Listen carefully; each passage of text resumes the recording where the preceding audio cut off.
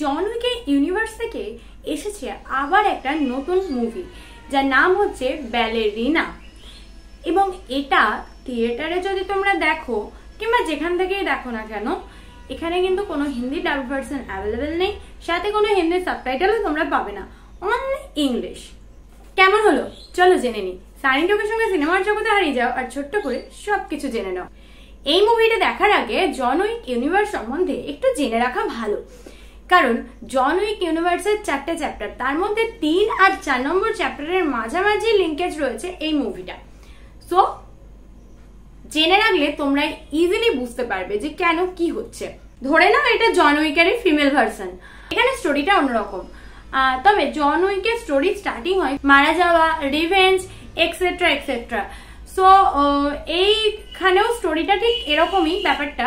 তো কি সেটা তো বলবো না, কারণ পুরোপুরি স্পয়লার হয়ে যাবো। এটা তোমরা মুভি দেখলেই বুঝতে পারবে যে কি কেন কি বৃত্তান্ত।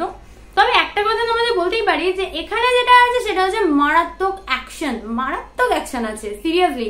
আর অ্যাকশন লাভারদের জন্য কিন্তু এই মুভিটা বেস্ট অপশন অ্যাকশনের জন্য।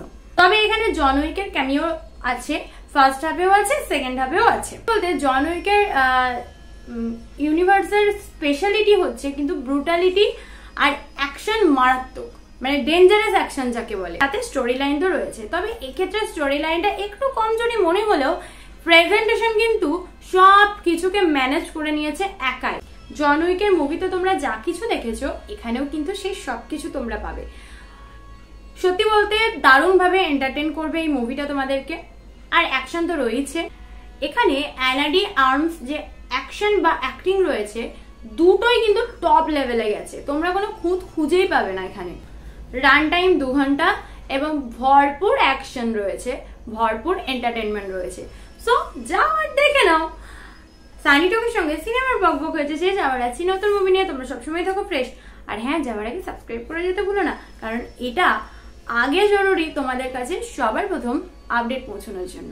টাটা।